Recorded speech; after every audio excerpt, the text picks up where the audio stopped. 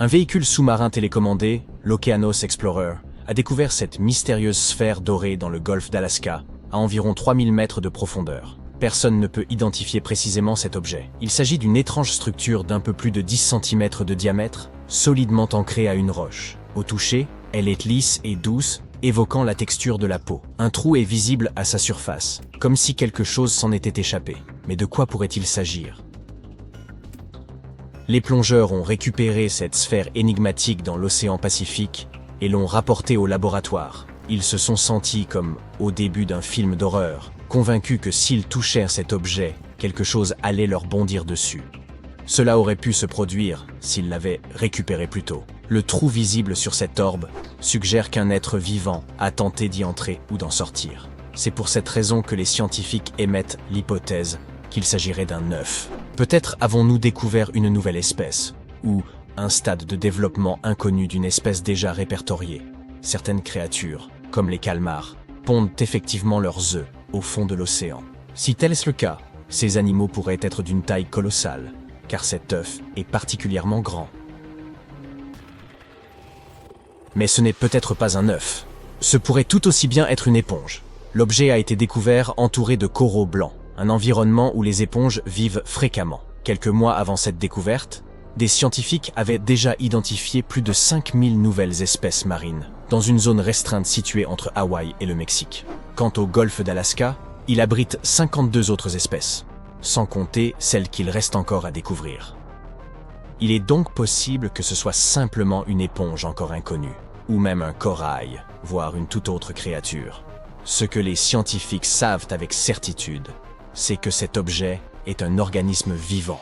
Ils prévoient de le transférer dans un laboratoire plus avancé, afin de réaliser des tests ADN pour en apprendre davantage. Et ce n'est certainement pas la première découverte effrayante issue des profondeurs océaniques.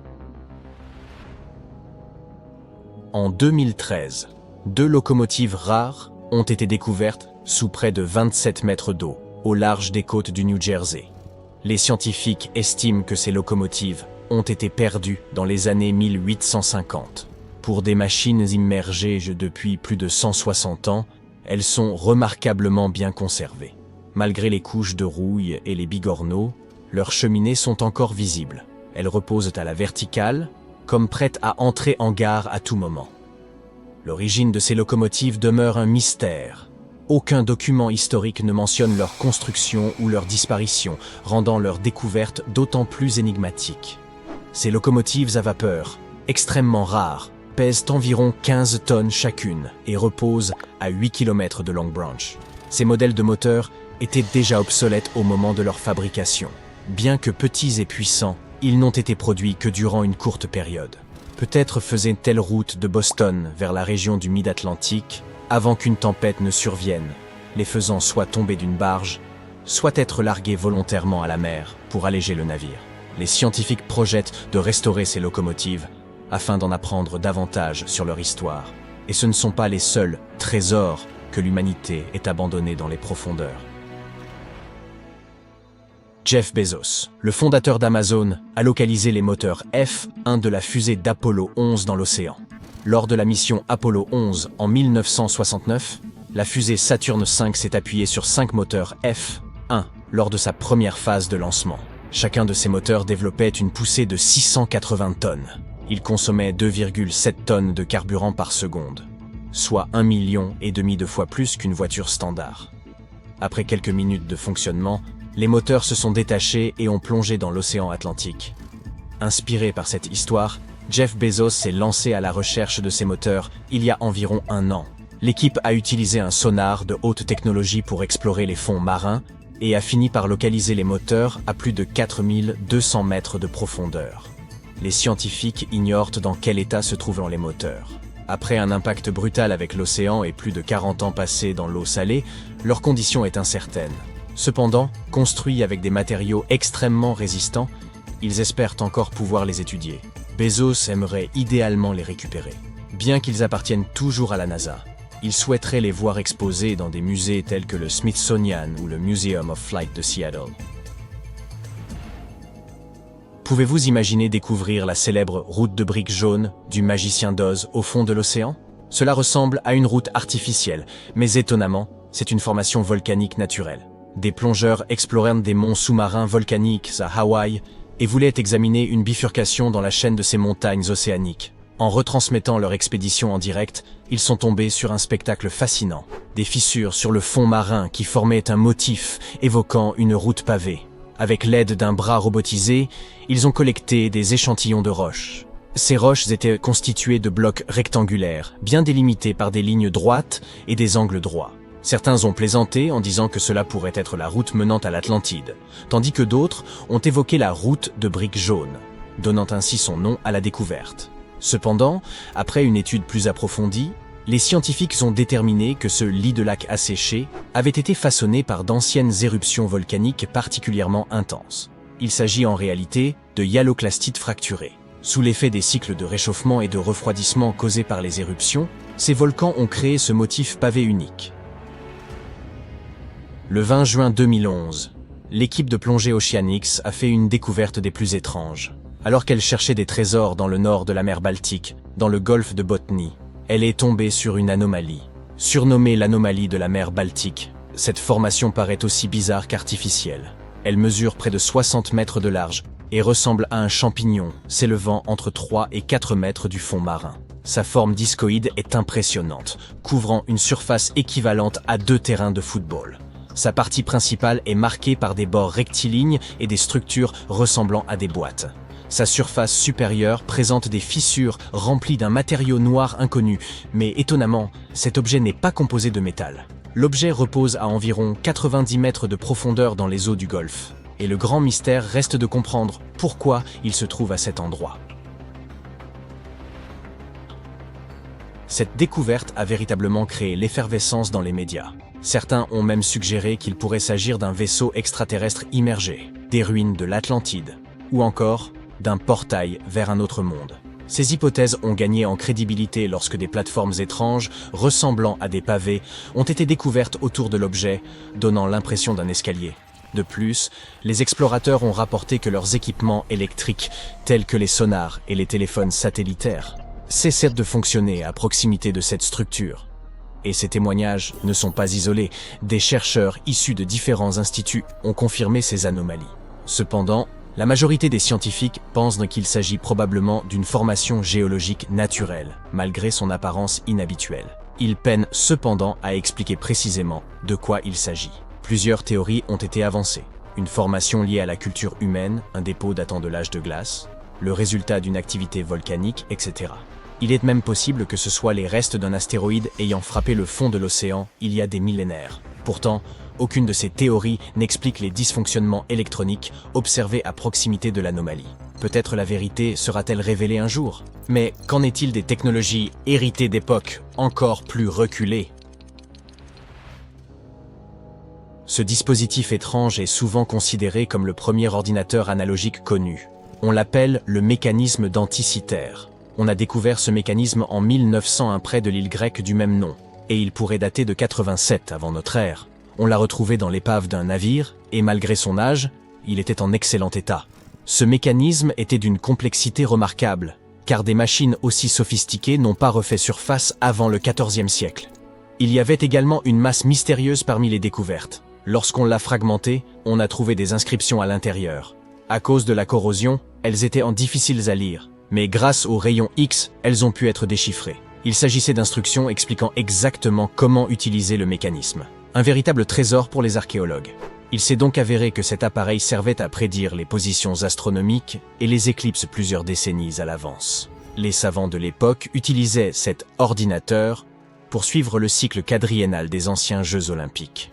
Le mécanisme comportait une structure complexe de 37 engrenages en bronze, lesquels suivaient les mouvements des objets célestes. Mais au moins ici, nous savons que ce dispositif a bien été fabriqué par l'homme, n'est-ce pas?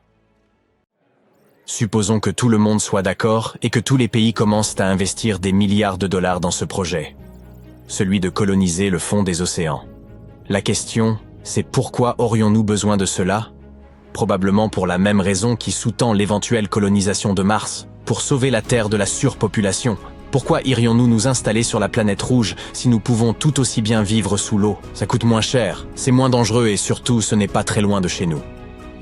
Nul besoin de s'enfermer dans des capsules cryogéniques pendant des années pour se réveiller à des centaines de millions de kilomètres de sa planète. Il est beaucoup plus pratique de prendre l'ascenseur pour descendre dans une ville sous-marine et profiter des magnifiques paysages aquatiques. En outre, la vie sur Mars pourrait nous causer de graves problèmes psychologiques, panique, stress, etc. Que faire quand on se rend compte qu'on ne pourra plus jamais rentrer chez soi? Mieux vaut vivre sous des millions de tonnes d'eau salée. Une très bonne raison de choisir cette option, c'est que nous avons besoin de davantage de ressources. La Terre compte actuellement environ 8 milliards d'habitants. Certains experts pensent que lorsque ce nombre atteindra 10 milliards, le monde commencera à manquer de nourriture, d'eau douce et de carburant. L'agriculture et les autres industries ne parviendront tout simplement pas à se développer aussi rapidement. Les ressources s'épuiseront et les gens devront trouver une solution pour survivre. La colonisation des océans est une solution idéale à ce problème. Tout d'abord, nous disposons de très peu d'informations sur l'océan. Nous avons beaucoup mieux étudié l'espace que le fond des mers de notre propre planète. Il est fort probable que d'immenses réserves de carburant soient cachées sous les fonds marins.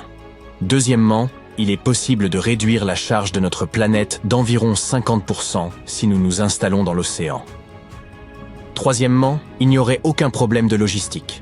L'acheminement de la nourriture, de l'équipement nécessaire et des matériaux de construction ne prendrait que quelques heures.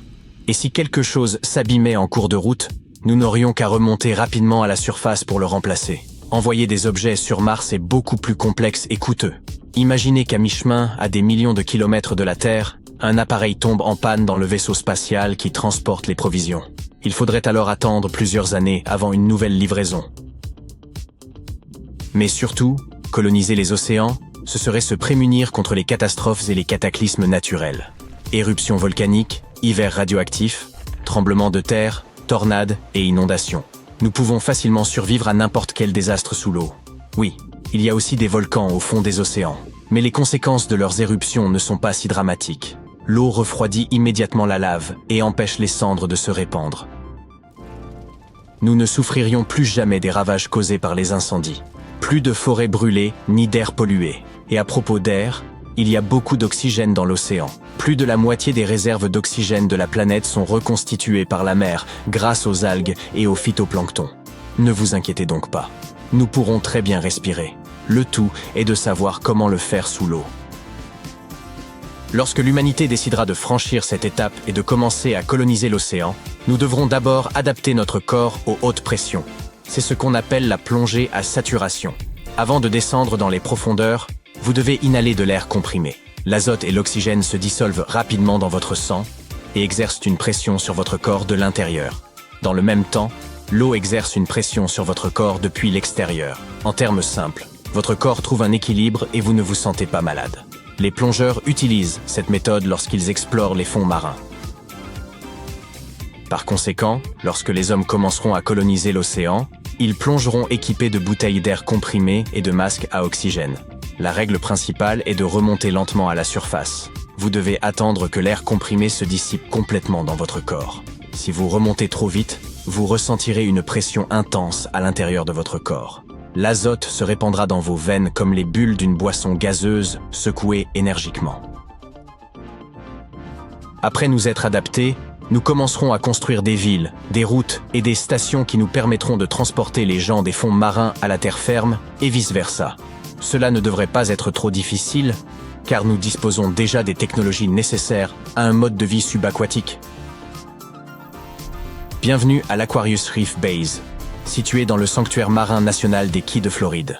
Il s'agit d'un petit laboratoire où 6 personnes peuvent vivre pendant 10 jours. Les scientifiques qui y travaillent étudient les récifs coralliens, les plantes marines et les poissons. Le laboratoire n'a pas l'air moderne. Il ressemble à un bathyscaphe rouillé, envahi de coquillages et d'autres objets sous-marins. Pour créer des bâtiments plus beaux, les gens auront besoin de nouvelles technologies de construction sous-marine. Imaginons donc que la colonisation mondiale ait commencé. Les ingénieurs utilisent des métaux inoxydables durables et d'autres matériaux capables de résister à de fortes pressions. À l'aide de monte-charges, ils descendent au fond de l'eau tout ce qui est nécessaire à la construction à grande échelle. Des stations, équipées de ce type de dispositif, apparaissent dans toutes les mers et tous les océans. Les ouvriers construisent, sur la terre ferme, d'immenses ouvrages sous-marins que de grands navires acheminent ensuite vers les stations. De là, on les descend, et des plongeurs aidés par des robots installent maisons et autres installations au fond de l'océan. Chaque bâtiment est une sorte de sous-marin géant avec de nombreux appartements. De l'intérieur, ils ont l'air ordinaires, à l'exception du paysage que l'on peut admirer depuis sa fenêtre. Pour réduire les émissions de déchets, les ingénieurs construisent dans chaque ville d'énormes capsules de traitement par haute pression. Mais les gens continuent à vouloir vivre près des côtes, afin de pouvoir avoir facilement accès à la terre ferme. Cela entraîne malheureusement des problèmes de pollution dans ces zones. On construit donc des tunnels reliant les stations à la terre. À l'intérieur, des trains à grande vitesse circulent. C'est un peu comme un métro sous-marin, mais beaucoup plus rapide que ceux que nous connaissons aujourd'hui. À présent, les gens peuvent s'éloigner des rivages et partent vivre dans un environnement plus propre. Une fois les grands travaux terminés, l'humanité peut commencer à vivre plus confortablement dans les villes sous-marines. Les scientifiques créent des filtres permettant de purifier rapidement l'eau de mer. Et tout le monde dispose d'un robinet qui prélève l'eau directement dans l'océan et la transforme en eau douce. Les constructeurs installent également des filtres capables d'extraire l'oxygène de l'eau. Les électriciens créent des moulins sous-marins pour produire de l'énergie.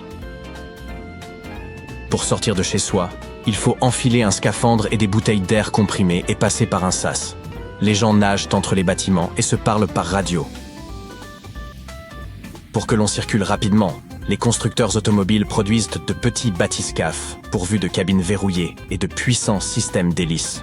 Enfin, les ingénieurs créent de grands dômes où l'on peut se promener et respirer de l'air frais, comme sur la terre ferme. Les grandes marques de vêtements développent des combinaisons de plongée à la mode et des accessoires pratiques pour se déplacer confortablement sous l'eau.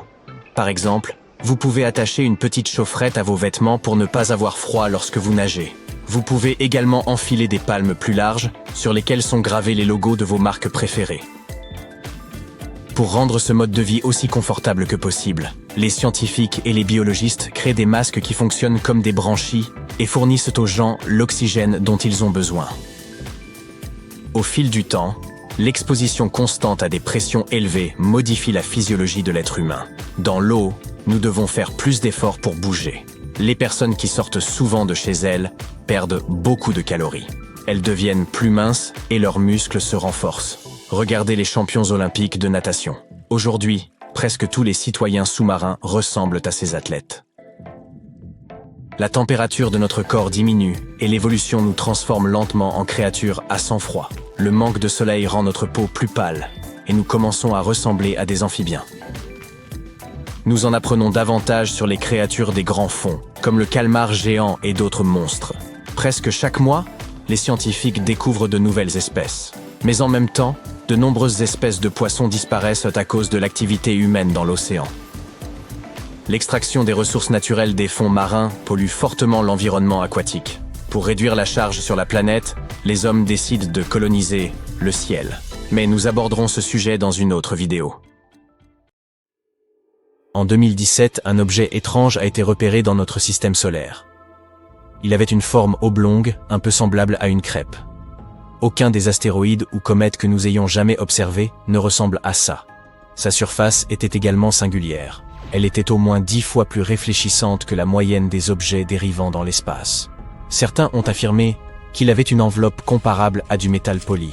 Quand il est passé près du Soleil et s'est éloigné de notre orbite, il a accéléré au-delà de ce que notre gravité suffirait à expliquer. À première vue, on aurait dit que cette chose avait une fusée attachée dans le dos.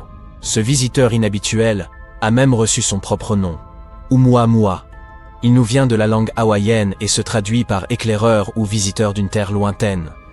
Et en raison de ces caractéristiques, les scientifiques n'ont pas tardé à se demander si c'était enfin la visite d'un peuple extraterrestre. Avant de se lancer à corps perdu dans des hypothèses de science-fiction, les astronomes ont d'abord rassemblé les informations dont ils étaient sûrs. À commencer par le fait qu'Oumuamua devait provenir d'un autre système solaire. Un événement imprévu dans son système d'origine a probablement conduit à son éjection. Ce qu'on ne savait pas, c'est s'il s'agissait d'une comète ou d'un astéroïde. Ce sont tous deux des objets célestes orbitant autour d'un soleil. Mais ils ont des compositions et des comportements radicalement distincts. Les comètes sont principalement composées de glace, de poussière et de roches, et sont parfois appelées des boules de neige sales. Lorsqu'une comète s'approche du Soleil, la chaleur provoque la vaporisation de la glace, libérant du gaz et des particules de poussière dans l'espace. Cela crée une queue lumineuse et scintillante qui peut s'étendre sur des millions de kilomètres. Les comètes présentent généralement une orbite elliptique, les emmenant souvent des confins les plus éloignés du système solaire, au plus près du Soleil. Les astéroïdes, pour leur part, sont principalement composés de roches et de métaux.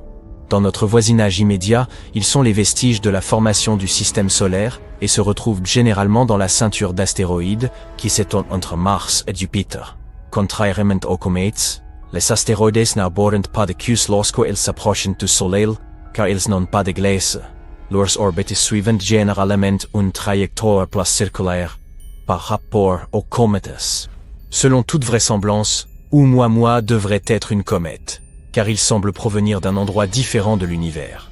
Pourtant, il ne présente pas les signes typiques d'une activité cométaire. Attendez une minute. Le cométaire se passe-t-il de commentaires? À vous de voir. Oumuamua ne possède pas de queue et ne recrache pas de gaz lors de son passage, contrairement à moi. Quoiqu'il se comporte plutôt comme une comète, il ressemble davantage à un astéroïde. Une autre grande question est comment les scientifiques ont bien pu parvenir à repérer Oumuamua en premier lieu. Compte tenu de l'immensité de l'espace-temps, c'est tout à fait remarquable. Les étoiles ont des durées de vie s'étendant sur des millions, voire des milliards d'années. Et la formation d'un système solaire prend plusieurs centaines de millions d'années.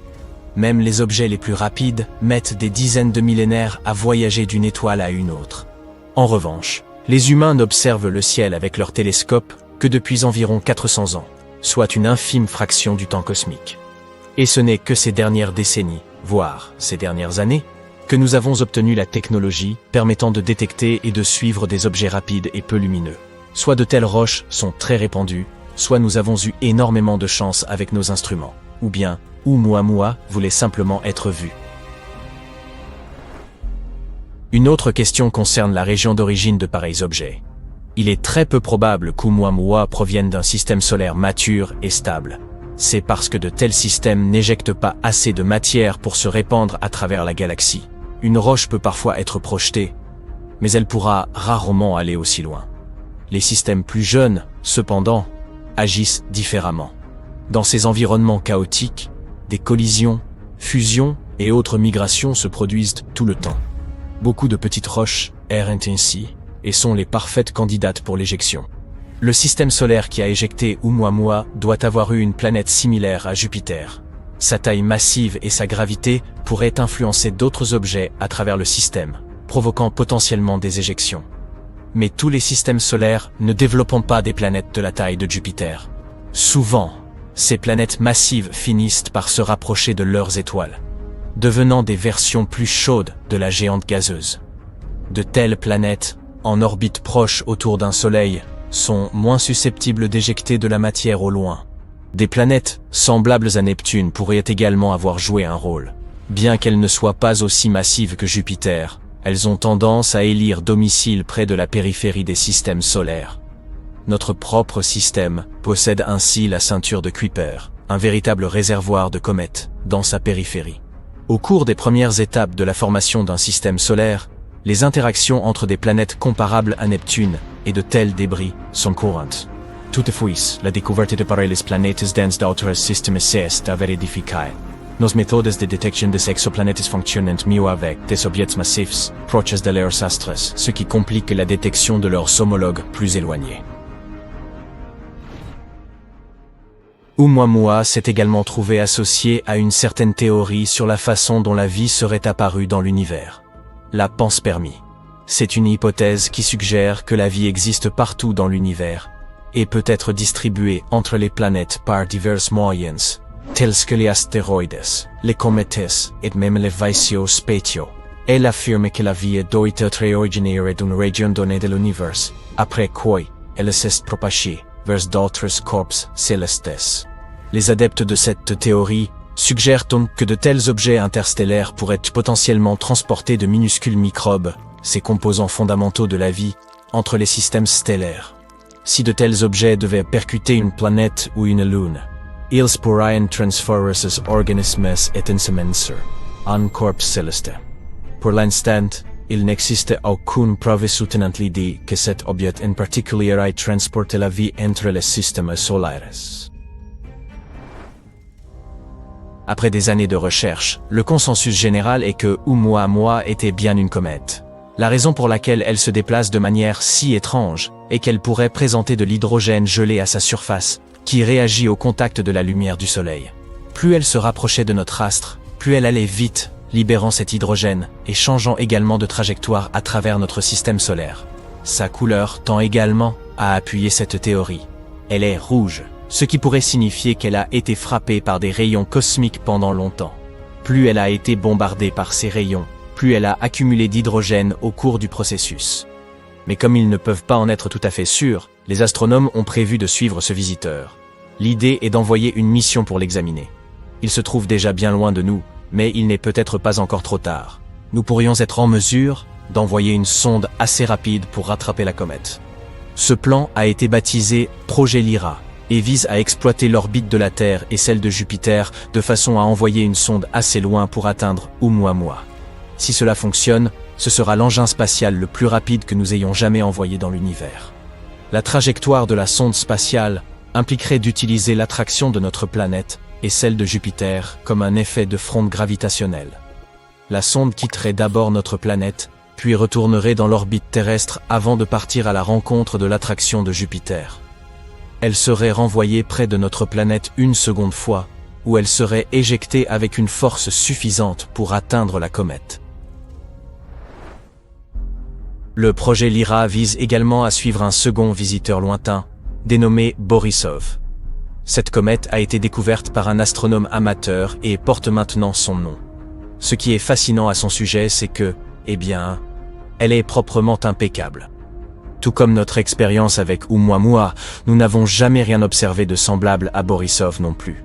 Les études de la lumière provenant de son enveloppe de poussière et de gaz montrent qu'elle est assez propre comparée à d'autres objets spatiaux. Après avoir été repérée pour la première fois en août 2019, les astronomes ont étudié sa trajectoire à travers notre système solaire et en ont conclu qu'elle provenait également d'une autre étoile. Mais Borisov nous a donné plus de temps pour l'étudier, car nous l'avons repéré plus tôt dans son périple à travers notre voisinage. Les chercheurs ont utilisé des télescopes avancés pour examiner la poussière émanant de Borisov. Ils ont découvert qu'elle dégageait plus de 180 kg de poussière chaque seconde. On a également constaté que Borisov contenait plus de monoxyde de carbone que les comètes de notre système solaire en général. Néanmoins, cette quantité n'est pas la même partout sur la comète. Cela nous indique que l'objet spatial a probablement commencé à se former près de son étoile d'origine avant de s'en éloigner. Peut-être à cause de planètes plus grandes dans son voisinage immédiat. La lumière de Borisov est beaucoup plus polarisée que la lumière provenant des autres comètes que nous avons observées, et son nuage est parfaitement homogène. Cela suggère que Borisov n'a jamais interagi avec une autre étoile. Voilà, c'est la fin. Tu emballes tout ce que tu peux dans les sacs que tu peux trouver. Nourriture, vêtements, articles de toilette, les nouvelles défilent en arrière-plan. Les alertes rouges clignotent sur l'écran. Tu regardes ta montre et tu sais qu'il est l'heure. Tu n'as même pas encore fini de faire tes bagages. Tu te précipites hors de chez toi et tu vois les gens trimballer des valises à la hâte. Tu montes dans ta voiture et tu pars aussi vite que possible en évitant les gens qui courent partout.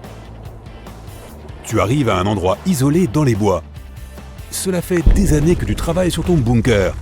Il est capable de résister aux pires conditions, les tornades, les ouragans, les volcans et, avec un peu de chance, les astéroïdes. Tu cours vers le bunker, caché derrière quelques buissons et quelques arbres. Il n'y a aucune chance que quelqu'un sache qu'il est là. La porte ressemble à celle des coffres-forts de banque contenant d'énormes sommes d'argent. Derrière, une échelle qui descend de 9 mètres à travers un tunnel sombre. La première chose que tu fais, c'est de mettre le courant. Tout fonctionne avec des batteries robustes, alimentées par les panneaux solaires du dessus, sans compter le générateur de secours alimenté par du carburant. Avec un peu de chance, tu n'auras pas besoin de l'utiliser, mais 2 précautions valent mieux qu'une. Le bunker entier est construit en béton et en acier pour maintenir une durabilité maximale. Les murs ont plusieurs dizaines de centimètres d'épaisseur. Tu peux enfin pousser un soupir de soulagement car tu l'as atteint juste à temps. Tu sens soudain le sol vibrer. Les murs tremblent. La peur te serre la poitrine lorsque toutes les portes des armoires s'ouvrent et que la nourriture stockée commence à dégringoler. As-tu mal calculé? Est-ce que ce truc va tenir le coup? L'astéroïde est tombé loin de l'endroit où tu te trouves. Mais on a l'impression qu'il est tombé juste au-dessus de toi. Le bruit est assourdissant et les ondes de choc semblent ne jamais se terminer. La lumière vacille, la poussière en suspension trouble ta vision et remplit tes poumons. Tu attrapes un masque avec une dernière pensée. Ça y est, le bunker va s'effondrer. Au moins, j'aurais essayé. Un mois plus tard, tu prépares le petit déjeuner après une autre nuit blanche. Heureusement, tu as stocké plus qu'assez de nourriture. Et quelle variété! Du thon en boîte, du bœuf séché, des haricots, des sardines. Et puis il y a les produits secs. Du riz, du lait en poudre, des pâtes, des nouilles et même des sucreries, du miel et du chocolat. Tu t'es aussi permis des sodas et des jus de fruits, mais l'eau constitue la majeure partie des liquides que tu as stockés. Cet endroit est et sera ta maison pendant, qui sait, des semaines, des mois, des années. Cette pensée te fait froid dans le dos. Au moins tu te trouves dans un endroit idéal, loin dans les terres et de toutes côtes, de sorte qu'un éventuel raz-de-marée ne devrait pas pouvoir inonder ta région. Tu ne peux pas imaginer à quoi ça ressemble là-haut. Tu as besoin d'une distraction pour te distraire du pire des scénarios. Tu te promènes dans ta maison comme un agent immobilier qui la ferait visiter à des acheteurs potentiels. À l'entrée se trouve le salon. Un canapé et une table basse avec quelques vieux magazines et des jeux de société. Devant toi, une petite télévision à écran plat et un lecteur DVD. Malheureusement, pas d'internet, mais tous ces films devraient te tenir compagnie pendant un moment. Sur une table à proximité, il y a un système de radio et de télécommunication qui constitue tes oreilles et ta voix vers l'extérieur. Il y a aussi une bibliothèque avec toutes sortes de livres. Des classiques, des contemporains, de tous les genres, tant que cela t'occupe l'esprit. Et si rien de tout cela ne t'aide à passer le temps, il y a toujours les consoles de jeux vidéo reliées à la télé. Ah oui, et la salle de gym. Plutôt rudimentaire, juste un tapis de course et des haltères. Tu essaies de faire beaucoup de cardio et d'haltérophilie pour te maintenir en forme et en bonne santé. En tout cas pour quelqu'un qui vit sous terre comme une taupe. Bien sûr, il y a la cuisine. Il y a un mini-frigo de bonne taille et un évier en acier inoxydable, avec un tas de placards pour ranger toutes tes provisions. Tu as relié cet endroit avec des tuyaux qui amènent l'eau potable. Au cas où ceci cesserait de fonctionner, tu as aussi stocké de l'eau. La salle de bain a des toilettes fonctionnelles, un lavabo et une douche reliés à la pompe d'eau chaude. Il y a même un lave-linge et un sèche-linge à proximité. Il y a aussi un petit atelier. Si quelque chose se casse, tu peux le réparer ici. Tu peux aussi construire des choses à partir de matériaux de récupération. Une chaise ou une table si nécessaire, ou une petite figurine à mettre sur l'étagère pour te tenir compagnie. En descendant quelques marches, on trouve une autre pièce vitale du bunker, la serre. Pour des raisons évidentes, tout est alimenté avec de la lumière artificielle. Tu serais bien plus mal loti si tu n'avais pas tes fruits et légumes frais. Tout cela est autonome également. Toutes les récoltes pourries et autres mauvaises herbes servent à faire du compost pour le sol afin de le garder bien nourri. En revanche, tu peux oublier la viande pour les protéines. Le quinoa, les haricots, les lentilles, les pois chiches et les champignons font le travail. Et juste au cas où tu n'aurais pas tous les minéraux dont ton corps a besoin, tu as réussi à faire des réserves de compléments alimentaires. La vitamine D est un élément important pour la vie sous terre, privée de soleil. Non loin de ta petite ferme souterraine se trouve ta chambre. Elle est dotée d'un grand lit, d'une table de nuit à droite, d'une petite armoire à gauche. Tu n'as pas beaucoup de variété dans tes vêtements, mais qui va remarquer que tu portes 2 fois la même tenue? Les acariens? Il faut descendre une échelle pour trouver la salle du générateur. Ce n'est pas pour rien qu'elle est plus profonde et scellée avec des matériaux insonorisés. Le générateur s'enclenche de temps en temps et il est assez bruyant. Il est également relié au système de ventilation, de sorte que l'échappement se fait à l'extérieur. Ensuite, il y a la salle poumon. Toutes ces boîtes d'apparence bizarre sont des pompes qui apportent l'oxygène du monde extérieur. Elles sont dotées d'un système de filtration avancé pour nettoyer l'air avant de le propulser dans ton abri. En bas, il y a aussi la salle de stockage. Toutes les pièces de rechange y sont. Un canapé supplémentaire, un matelas, des éviers. Même 2 congélateurs pour les produits surgelés, juste au cas où. Comment se déroule une journée type dans le bunker? D'abord, tu prépares le petit déjeuner et prends une tasse de café. Ensuite, tu te diriges vers la radio pour savoir s'il y a eu des nouvelles du monde extérieur. Jusqu'à présent, il n'y en a pas eu. Dès que tu as terminé, tu te diriges vers la serre pour t'occuper de ton potager. Tu aimes vraiment être là car tu as l'impression d'être à l'extérieur et de profiter de la nature. Au moins un petit peu. Tu choisis tout ce qui est mûr et tu l'apportes à la cuisine pour le laver. Et c'est déjà l'heure du déjeuner. Tu te prépares une bonne salade de concombres, de tomates et de laitue. Quelques betteraves pour aller avec, des pâtes et tu manges tout. Après le déjeuner, tu regardes un DVD que tu n'as pas vu depuis longtemps. Après le film, tu fais le tour de l'abri en vérifiant rapidement les niveaux d'oxygène et d'eau. Il se trouve qu'aujourd'hui est aussi le jour où tu as prévu de vérifier le générateur. Tu descends au sous-sol pour jeter un coup d'œil sur le niveau de carburant et les filtres à oxygène. Tout va bien jusqu'à présent. Cependant, l'idée d'un séjour encore plus long t'inquiète. Et si tu arrives à court de carburant? Tu passes quelques heures dans l'atelier à bricoler. En ce moment, il n'y a pas de projet de réparation et tu ne te sens pas particulièrement créatif. Alors tu vas à la salle de sport. Aujourd'hui, c'est le jour des jambes. Ce que tu redoutes, il y a des choses qui ne changent pas. Avant que tu t'en rendes compte, c'est l'heure du dîner. Tu fais chauffer des nouilles et tu te détends dans le salon en écoutant quelques-uns de tes morceaux préférés sur le lecteur de musique.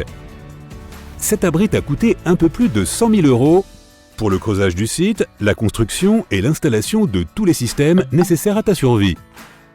Et cela n'inclut pas la nourriture supplémentaire et les activités personnelles prévues pour le bunker. Oui, tu as de la chance. Tous ces luxes rendent la vie presque agréable. Aucune nouvelle du monde extérieur après un mois entier.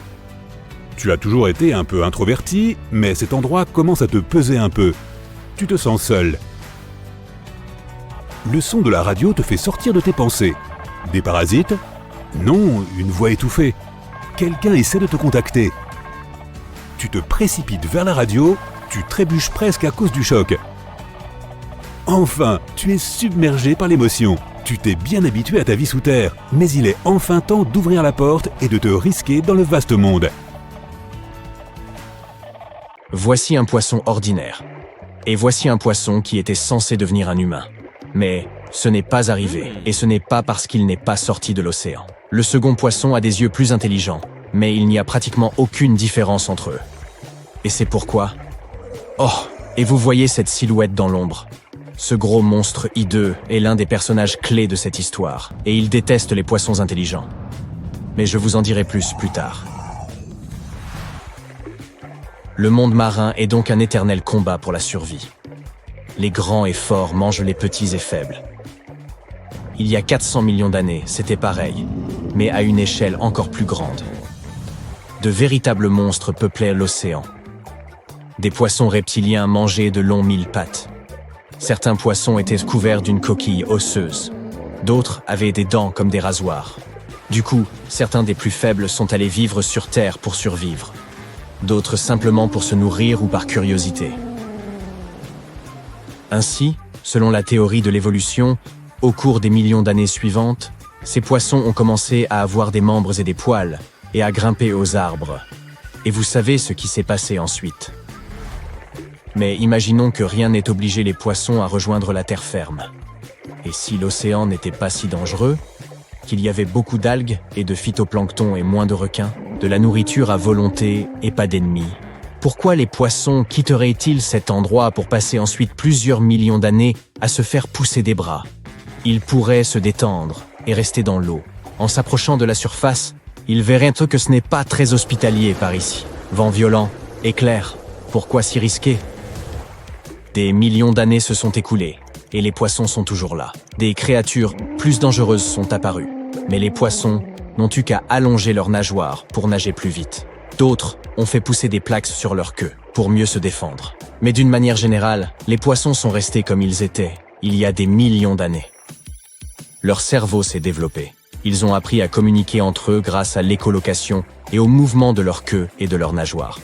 Tout au long de la journée, les poissons nagent, cherchent de la nourriture, se multiplient et restent ensemble. Ils n'ont pas besoin d'évoluer. Voyons maintenant l'histoire de l'homme. Les poissons sont arrivés sur le rivage et des membres leur ont poussé.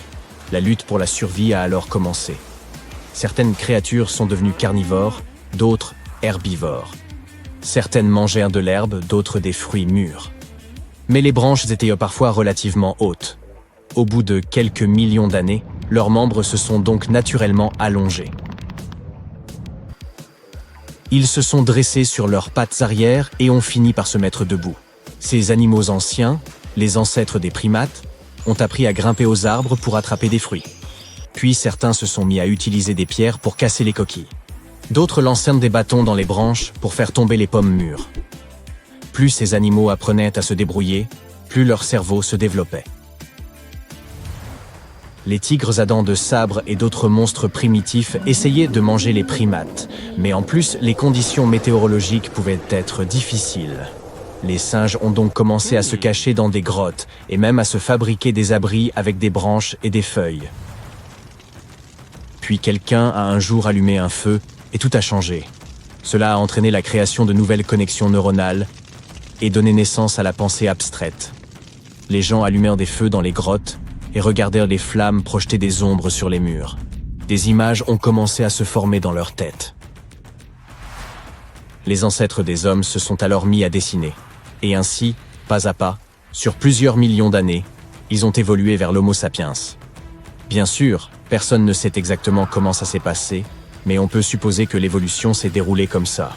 Le cerveau humain s'est développé grâce à la lutte pour la survie. Revenons maintenant à l'océan et à ses poissons. Ils peuvent se déplacer d'un côté à l'autre, de haut en bas, et leur nourriture n'est jamais placée trop haut pour eux. Elle flotte partout autour d'eux.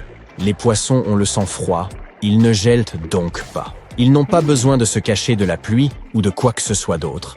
Ils n'ont donc pas besoin de construire des toits et des abris, ni d'allumer des feux. Pourtant, quelque chose change dans leur esprit. Les poissons nagent souvent vers la surface pour admirer la lumière du soleil. À travers l'eau claire, ils voient le ciel étoilé et la lune qui rayonne. Et bien sûr, ces images forment de nouvelles connexions neuronales dans leur cerveau. Curieux, ils réfléchissent à un moyen d'aller explorer la Terre. Leur système respiratoire à branchies ne leur permet pas de rester longtemps hors de l'eau. Les poissons commencent donc à contempler ce monde. Au cours de centaines de milliers d'années d'évolution, ils apprennent à communiquer entre eux et commencent à comprendre comment fonctionne le cycle de la vie dans l'océan. Certains poissons forment des colonies et construisent des maisons dans les récifs. Mais ces maisons ressemblent à des fourmilières, pas à des immeubles. Ils s'y cachent de leurs prédateurs et s'y reposent.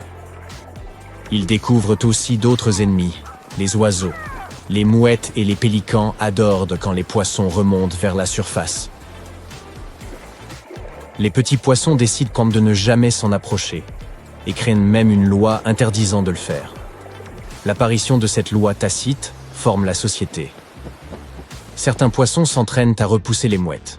Ils tiennent des pierres aiguisées entre leurs dents, des morceaux de corail ou des coquillages. Et lorsque les mouettes attaquent, les poissons se défendent de toute leur force.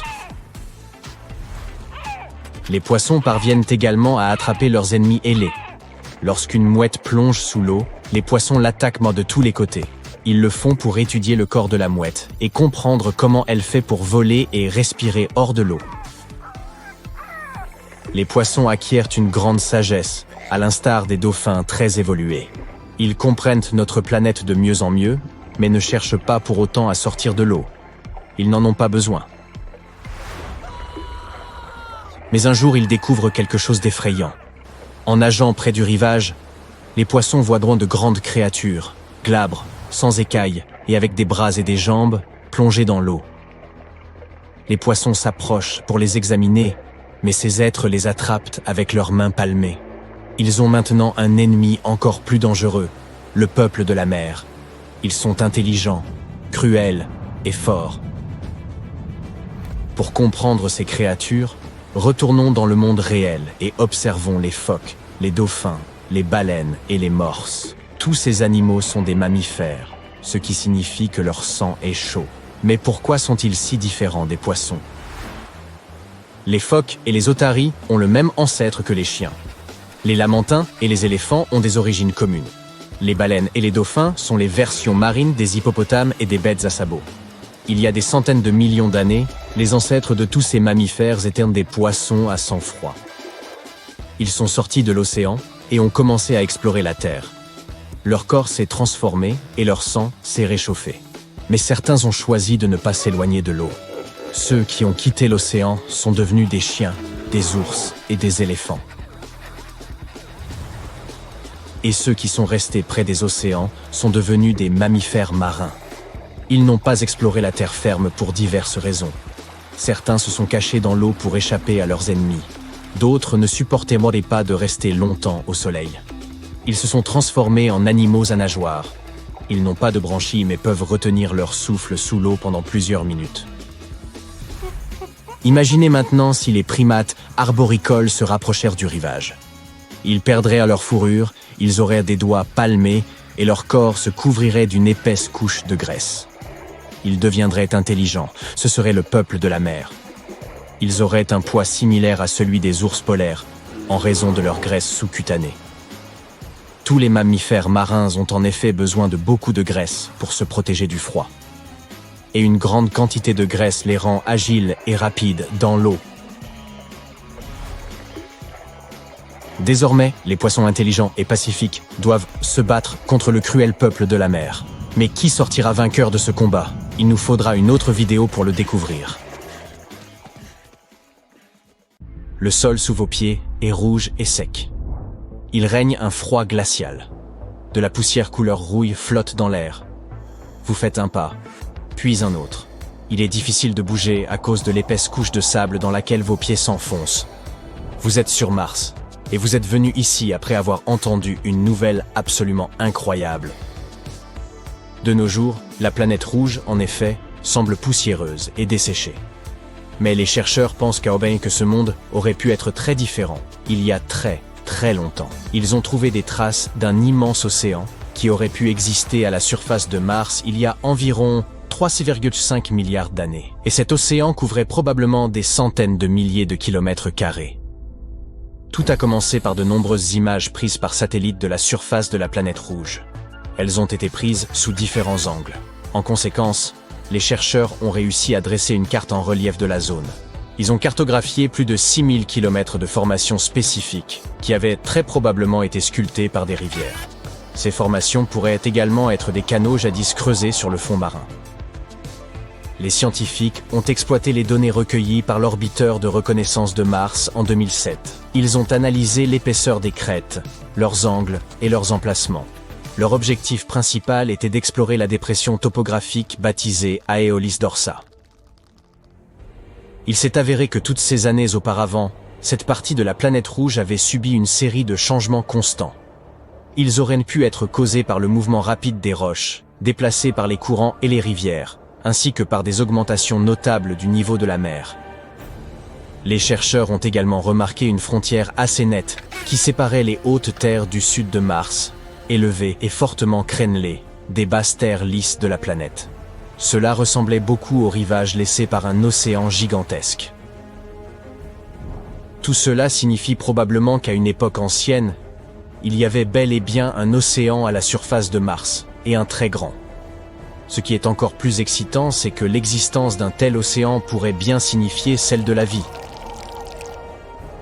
Cette découverte peut en apprendre beaucoup aux scientifiques sur le climat ancien de la planète rouge, ainsi que sur son évolution.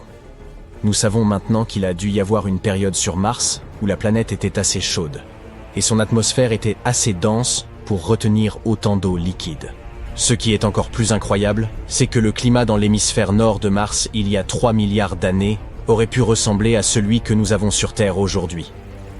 Mais alors, où est passé cet océan maintenant? Que lui est-il arrivé? Peut-être que le climat de la planète rouge est devenu plus froid et que la surface de l'océan a gelé.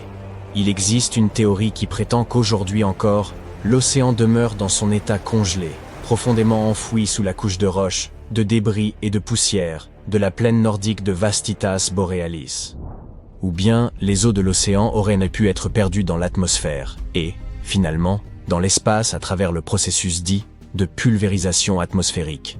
Au cours de ce processus, les atomes sont arrachés de l'atmosphère après être entrés en contact avec des particules à haute énergie en provenance du Soleil.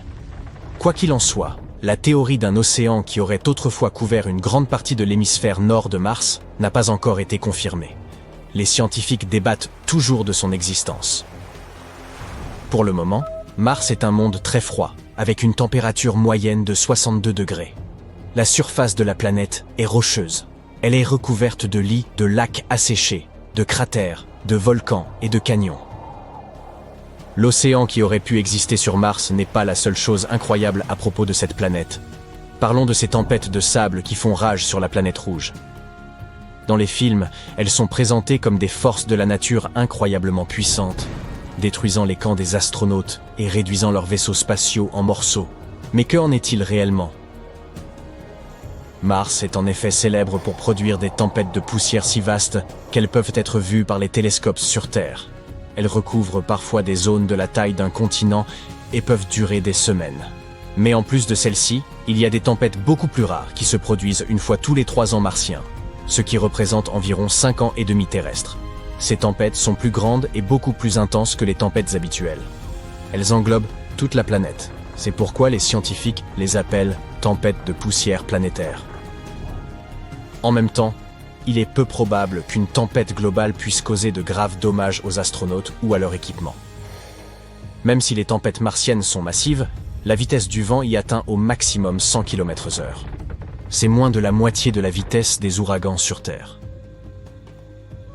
De plus, cette comparaison des vitesses du vent peut s'avérer un peu trompeuse. La densité de l'atmosphère sur Mars ne représente qu'environ 1% de celle de notre planète. Cela signifie que le vent là-bas doit souffler beaucoup plus vite pour causer des dommages ou même faire voler un cerf-volant. Maintenant, passons au prochain phénomène incroyable observé sur la planète rouge. Vu de loin, cela ressemble à un œil. Il y a même des canaux sinueux qui ressemblent à des veines traversant le globule oculaire.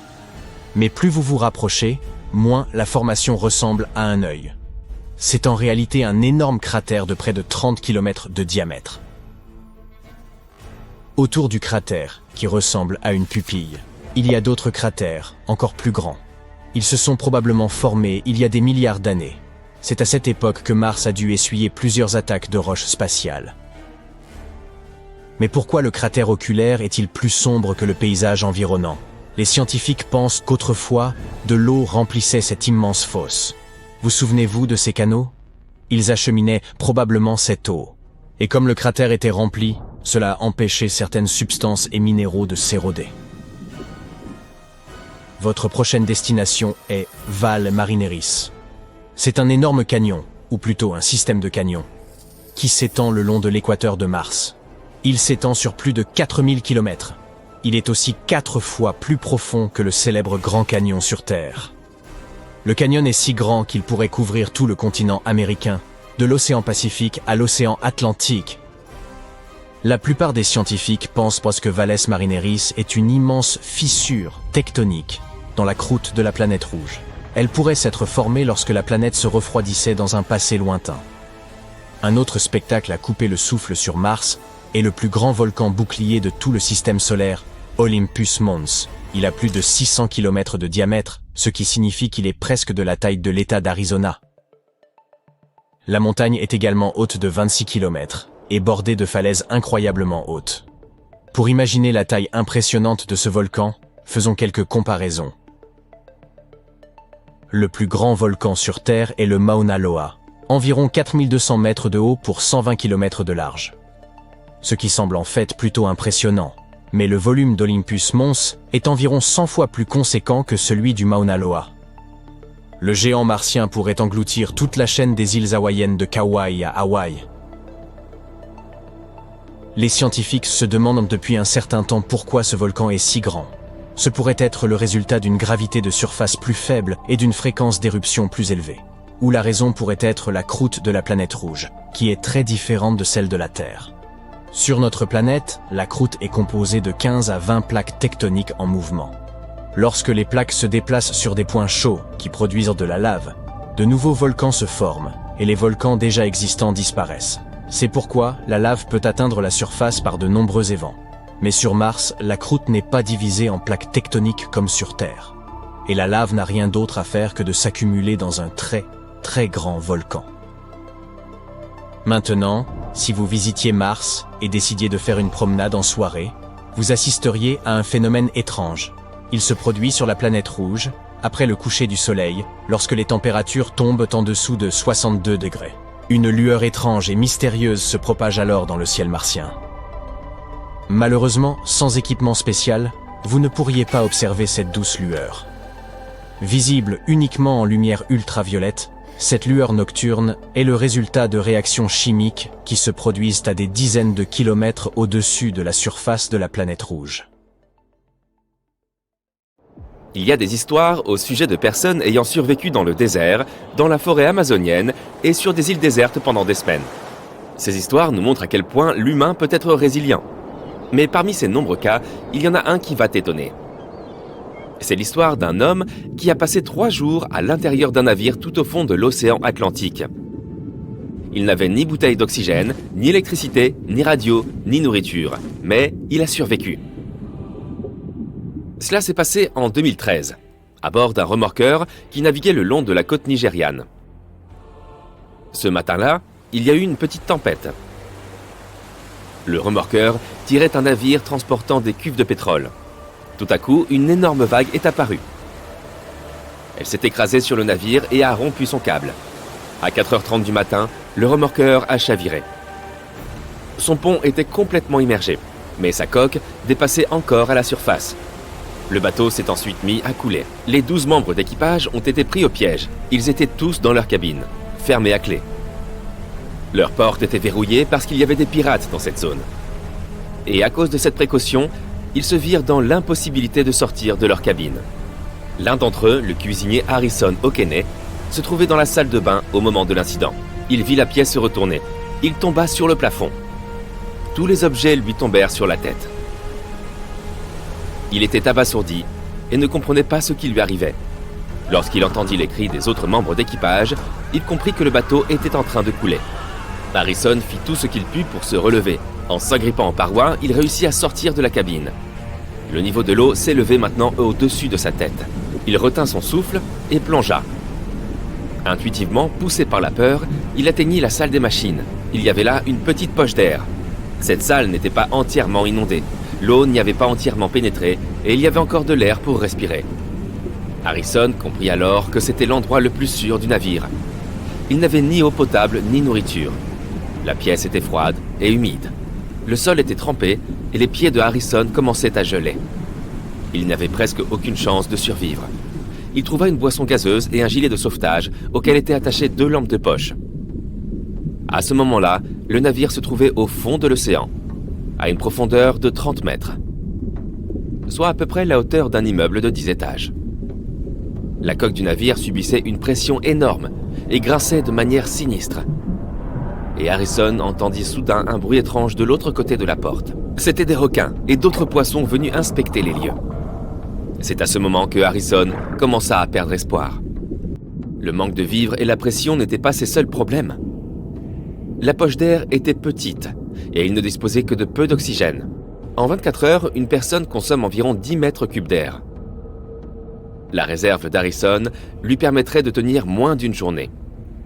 En dépit de cela, il parvint à survivre dans ces conditions pendant 60 heures. Et ce, grâce à l'eau qui l'entourait.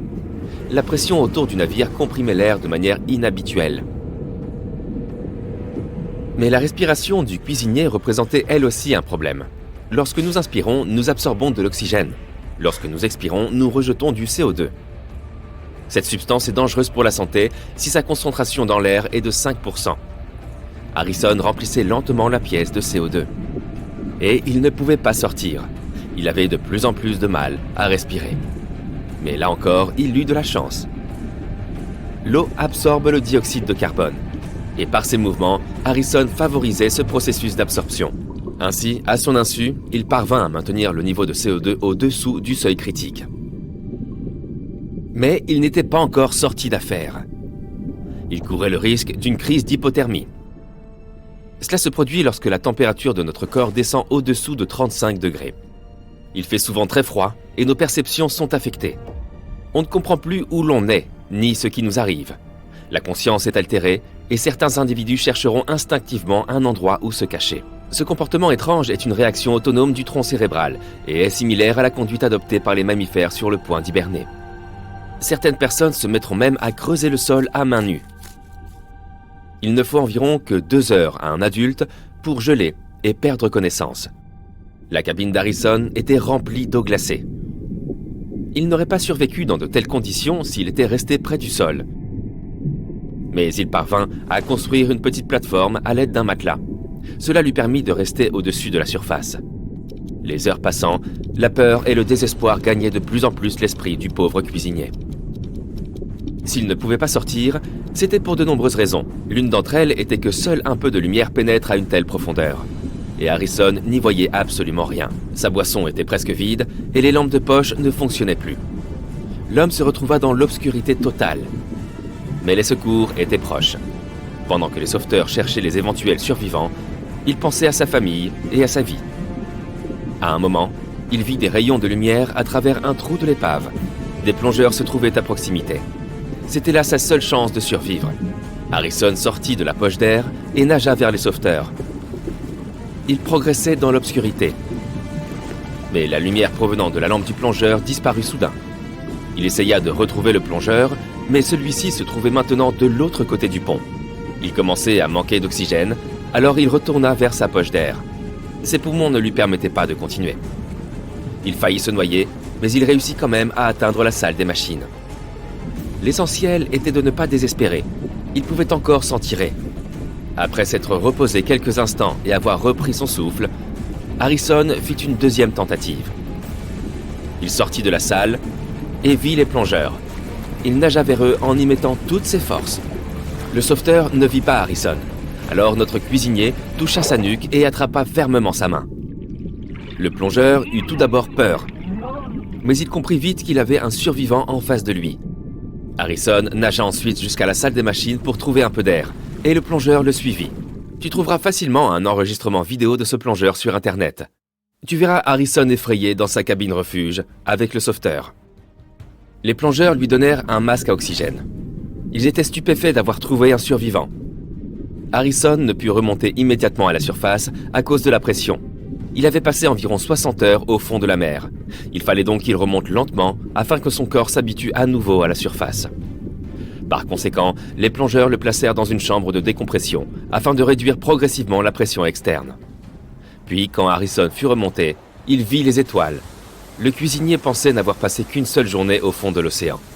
Il fut donc surpris de découvrir qu'il était resté sous l'eau pendant 60 heures. En outre, il croyait que les autres membres de l'équipage l'avaient abandonné en quittant le navire. De nombreuses années sont passées, mais Harrison rêve toujours de cette poche d'air où il a failli mourir. Il lui arrive même de se réveiller en pleine nuit, convaincu que son lit est en train de couler au milieu de l'océan. Il est arrivé quelque chose de similaire au plongeur Michael Proudfoot en 1991. Il inspectait un sous-marin naufragé au large de la côte de Baja, en Californie. Pendant qu'il était sous l'eau, il cassa accidentellement son détenteur de plongée et n'eut plus accès à l'oxygène de ses bouteilles. Il ne pouvait pas remonter à la surface, se trouvant à une trop grande profondeur. Il n'aurait pas eu suffisamment d'air dans ses poumons. Par chance, il trouva une poche d'air à l'intérieur du sous-marin. Il s'y réfugia et attendit les secours. Il resta sous l'eau dans une obscurité totale pendant 2 jours. Il se nourrissait d'oursins et buvait de petites quantités d'eau chaude trouvées sur place. Et les sauveteurs finirent par le retrouver. Michael Proudfoot a été secouru et a survécu.